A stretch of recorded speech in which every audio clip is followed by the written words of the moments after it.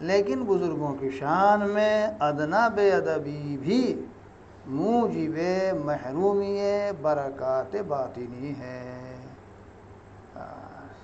ادنا بے ادبی بھی یہ جو حقیقی جو برکات ہے ان سے محرومی کا سبب ہے، اس سے بچنا چاہیے۔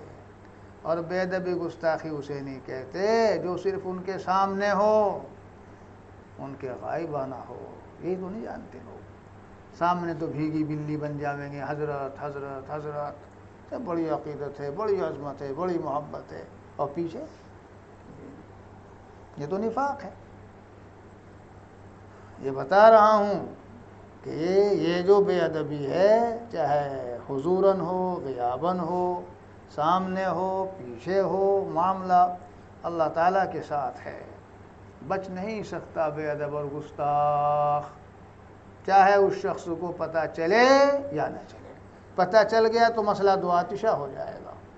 کیوں؟ پھر اذیت ذہنی قلبی ہوگی، تکدر ہوگا، انقباض ہوگا، بس اب تو تباہی ہے۔ پھر بہت واقعات ہیں تاریخ میں، پچھلی بھی اور ماضی قریب کی بھی، ماضی بعید کی بھی اور ابعد کی بھی۔ حضرت اقدس قاری طیب صاحب قدس سرہ کے تعلق سے میں نے سنایا تھا، ایک شخص نے بے ادبی کی تھی اور بہت بڑا الزام لگایا تھا۔ جب دارالعلوم کا قضیہ چل رہا، حضرت پہ الزام لگایا اس اللہ کے بندے نے، اللہ اس کی مغفرت کرے، دعا تو کیسے کریں گے، بس میں تو خودکشی کی تھی ہیں۔ تو حضرت پر غبن کا الزام لگایا تھا اس ظالم نے۔ غبن، قاری طیب صاحب جن کا حال یہ تھا کہ انہیں تو ہدایہ ملتے، آ کے رسید کٹا دیتے۔ یہ حال تھا حضرت قاری صاحب قدس سرہ کا۔ بہت واقعات ہیں۔ ان کے زمانے تک ہم نے ان کا مکان دیکھا ہے، جیسے ہمارے مدرسے کا کمرہ ہے، بس ایسا بھی کمرہ شاید نہ ہو، اتنا صاف ستھرا۔ زینوں پہ گھاس جمی ہوئی تھی، مٹی چڑھی ہوئی تھی، جوڑیاں بھی مکان کی صحیح نہیں تھی، بالکل کچھ نہیں تھا۔ ہم تو بیٹھے ہیں ان کی مجلس میں، بیٹھنے کا شروع سال میں موقع ملا، کبھی کبھی جانے کا، ان کا کمرہ بھی دیکھا، مکان دیکھا۔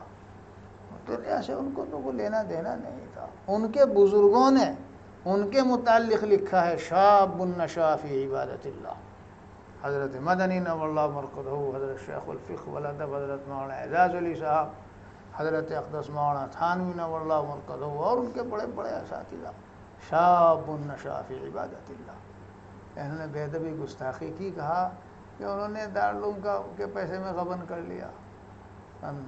ہم نے اس کا انجام بد دیکھا کہ خودکشی کی موت مرا، اور جس دن اتنے خودکشی کی، میرا سال پنجم تھا شاید، ہاں سال پنجم ہی تھا یا ششم رہا ہو، تو اس وقت دارالعلوم میں یہ چرچا تھا کہ یہ وہ شخص ہے کن کی زبان پر جو حضرت قاری طیب صاحب قدس سرہ کے حق میں کچھ پہلو رکھتے تھے، ان کی زبان پر، کہ یہ وہ شخص تھا جس نے حضرت کی شان میں گستاخی کی تھی اور غبن کا الزام لگایا تھا۔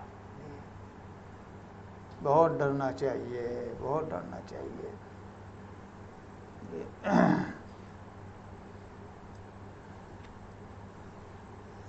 مولانا روم رحمۃ اللہ علیہ نے تو شعر بھی، اور حدیث شریف ہے، من عادی لی ولیا فقد آذنتہ بالحرب۔ اور مولانا روم رحمۃ اللہ علیہ کا وہ شعر ہے کہ اللہ تبارک و تعالیٰ کو اپنے ولی کو چھیڑنے پر ایسا غصہ آتا ہے، اللہ تعالیٰ ایسے غضبناک ہوتے ہیں جیسا شیر کے بچے کے چھیڑ دینے پر۔ بتاؤ پھر کہاں پناہ ملے گی؟ بہت بھاری بات ہے، بچنا چاہیے، اللہ تعالیٰ سے توفیق بھی مانگنی چاہیے۔